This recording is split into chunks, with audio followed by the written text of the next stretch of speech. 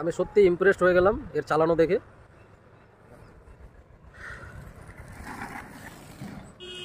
Hello বন্ধুরা, আমি এখন আছি বুনিয়াদপুর হরিপুর যে বয়েজ মিশন আছে তার সামনে। আমার সঙ্গে এক ভাই আছে, রাস্তায় দেখা হলো। তার কাছে আমি কয়েকটা কোয়েশ্চেন জিজ্ঞেস করব। যারা যারা স্কেটিং করতে চাইছো তাদের জন্য এই ভিডিওটা, ছোটো বাচ্চা থেকে শুরু করে বড়দের জন্য। ইভেন আমিও শিখছি, ওই জন্য আমার বেশি কৌতূহল আর কি জানার ইচ্ছা হচ্ছে, যেটা তোমাদের আমি ভিডিওর মাধ্যমে জানাচ্ছি। তোমরা শেষ অবধি দেখতে থাকো।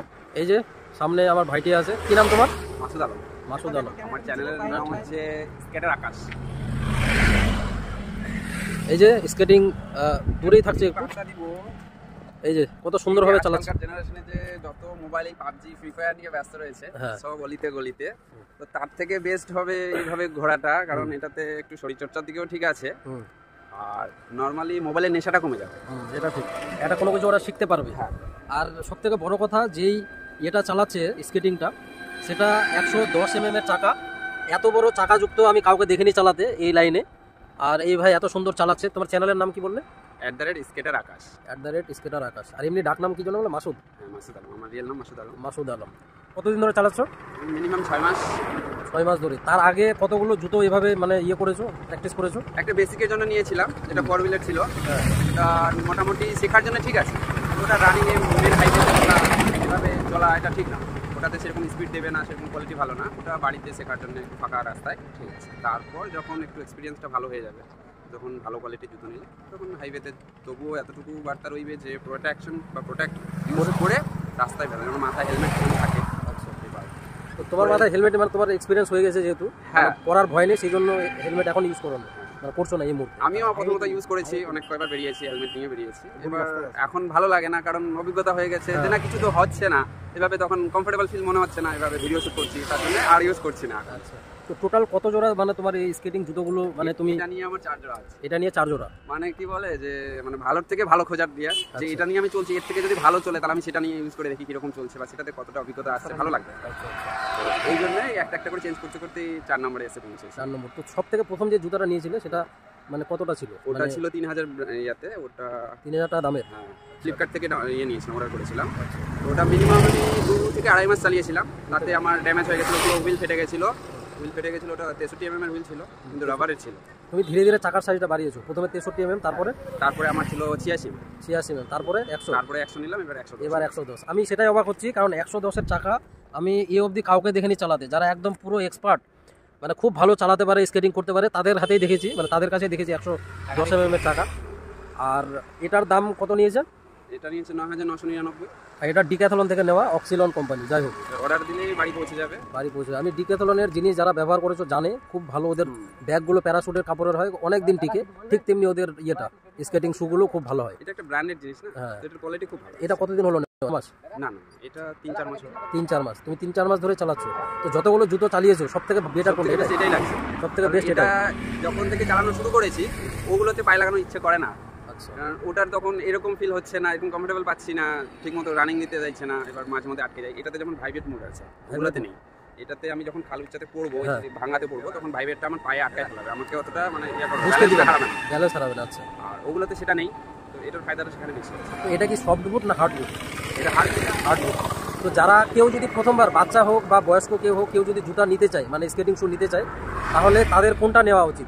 ডিরেক্টলি এরকম বড় ধরনের না, একদম ডাইরেক্টলি ব্র্যান্ডেড নিয়ে লাভ নেই। কারণ প্রথমত পারবে না, তার মধ্যে এটা নিয়ে যত তুমি পড়বে তত এটা ড্যামেজ হবে। তো এটা যারা প্রফেশনালি ভালোভাবে শিখে গেছে তাদের জন্য ঠিক আছে। আচ্ছা, প্রথমত এই নর্মাল নেওয়াটাই ঠিক আছে একটা বেসিকের জন্য। শেখার ওটা ফাঁকা রাস্তায় বা গ্রামের বাড়িতে যাই হোক, যেখানেই ট্রাই করবে, শেখা হয়ে গেলে তখন ধীরে ধীরে একটু করে রাস্তায় আস্তে আস্তে। কিন্তু এতটুকু বলবো, প্রথমত যদি রাস্তায় আসে মেন হাইওয়েতে গাড়ি ঘোড়ার মাঝখানে, তো সেফটি হিসেবে কাউকে সাপোর্টে নিয়ে আসে পাশে থাকার। একা একা নিয়ে এসে মাঝ রাস্তায় পড়ে গেলে বা আটকে গেলে কোথাও লেগে টেগে যেতে পারে। অ্যাকচুয়ালি ফাঁকা রাস্তায় যেন প্র্যাকটিস করে, এটাই বলতে চাইছি। প্র্যাকটিসটা ফাঁকাতেই করবে, তারপরেও যখন ফার্স্ট টাইম রোডে উঠবে, গাড়ি ঘোড়ার মাঝখানে চলবে, তবু যেন পাশে সাপোর্টে কেউ থাকে। কেননা রাস্তার মধ্যে কখন কি হয় বলা মুশকিল। একা গেলে এবার নতুন অবস্থায় তো একটু অবস্থা খারাপ হবেই। হ্যাঁ, বিজি রাস্তায় তো আরও অসুবিধা। তো কেউ যদি নিতে চায়, তাহলে ফার্স্ট কেউ জুতা কিনছে, ওর খুব ইচ্ছা, আর ওর হাইট ধরলাম 5 ফিট 3 ইঞ্চি, আর ওয়েট ধরলাম 70 কিলো, তাহলে ওর ক্ষেত্রে কোন জুতাটা, কত দামের জুতাটা নেওয়া ঠিক হবে? এবার ক্যাপাসিটিটা যখন তুমি জুতাটা নিবে, ওখানে দেওয়া থাকবে ওর লোড ক্যাপাসিটি কতটা আছে, হ্যাঁ, 80 কিলো না 100 কিলো এরকম আছে, সেই হিসাবে নিতে পারবে। মানে আমার হিসাবে বলবো যদি সে ইয়ং পার্সন হয় হ্যাঁ মোটামুটি, তাহলে এটাই নেওয়া বেস্ট হবে। কারণ পয়সা খরচা করবে, মধ্যবিত্ত, আমি একটা মধ্যবিত্ত পরিবারের ছেলে, পয়সা খরচ করবো তো একবারই করবো যেটা আমার লং লাস্টিং দিবে।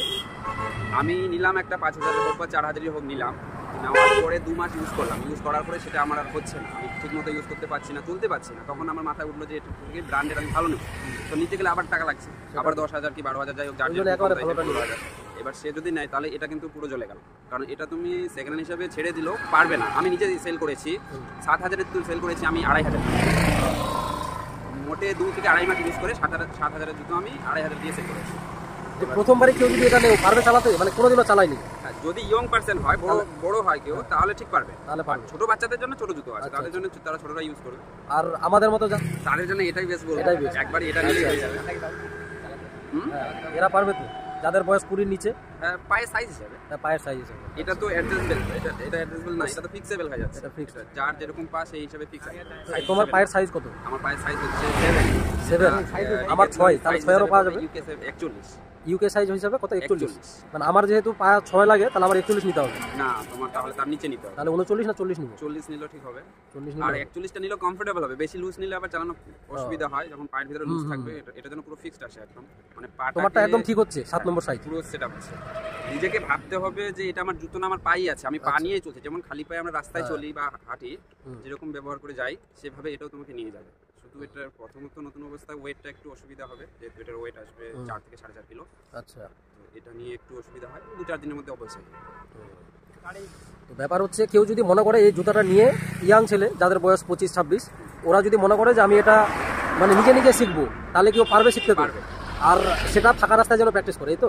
এটা একটা মনের জোর লাগবে, নিজের ইচ্ছে শক্তি। ওর যদি সেরকম ইচ্ছে শক্তি থাকে যে না, হ্যাঁ আমার মধ্যে সেটা আছে, আমি চালাবো বা আমি রাস্তায় করবো, যা করি, তাহলে পারবে। অবশ্যই পারবে। প্রথমত বাড়িতে ট্রাই করাটা বেস্ট মনে করবো। বাড়িতে প্রথমত তুলতে হবে, দাঁড়াতে হবে, হাঁটতে শিখতে হবে। একটা ছোট বাচ্চা যেভাবে হাঁটতে শিখে সেভাবে এটাও সেম, এভাবে হাঁটতে শেখার মতো। ব্যালেন্সটা না কন্ট্রোল করলে কিছুই পারবে না। এটাতে যখন মিনিমাম আমি যেরকম চালাচ্ছি, এখানে এটা আমি শুধু রানিংই করছি। এবার এখানে অনেক স্ট্যান্ড আছে, স্ট্যান্ড শিখতে গেলে ফাঁকা রাস্তা লাগবে, তার মধ্যে সাপোর্টার হেল্পার লাগবে, যে আমাকে হেল্প করবে, ধরবে মাঝে মধ্যে, সেটাতে তাহলে স্ট্যান্ড হয়। তো তুমি শিখতে গিয়ে কি করেছিলে? অনেকবার। কতবার তবু? এটা গন্তিতে আসবে না, অনেকবার পড়েছি। তার মানে কেউ বিনা পড়ে এটা শিখতে না পারবে না না? না, পড়বেই।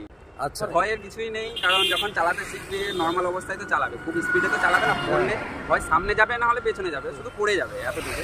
আর প্রোডাক্ট ইউজ করলে তাহলে কোনো অসুবিধা হবে না, কোথাও লাগবে না। আর এখন বর্তমানে চলছে শীতের সময়, তো এখন বলবো নাই বলবো, গরমের সময় ঠিক আছে বললেও কিছু মনে হবে না, শীতের সময় একটুতে বেশি লাগে। সেটাও ঠিক। তো দর্শকরা একটু তোমার ইয়েটা দেখতে চাইছে, কিভাবে তুমি চালাচ্ছ, সামনে যাবে না পিছনে, তোমার যেদিকে সুবিধা। একটু চালিয়ে ওদিক থেকে নাহলে একটু ঘুরে আসো, তাহলে আমরা ওই সামনে দিয়ে ঘুরবো। হ্যাঁ সামনে দিয়ে ঘুরে, খালি জাস্ট ওই গেটটা থেকে। কত সুন্দরভাবে চালাচ্ছে, একবার দেখে নাও।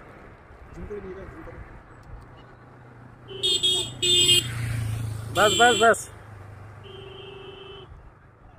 আমি সত্যি ইমপ্রেসড হয়ে গেলাম এর চালানো দেখে।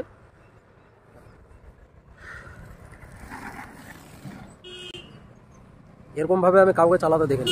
যাই হোক, হাইটও তো তোমার মোটামুটি 5'10" নাকি, না বেশি? 5'8". 5'8", জুতাটার জন্য আরও বেশি লাগছে। তো এই ছিল ওভারঅল ভিডিও। যারা যারা কিনতে চাইছো অবশ্যই কিনতে পারো, তবে প্রথম অবস্থায় কেউ যদি কিনে তাহলে মানে ব্র্যান্ডেডই নেওয়া উচিত।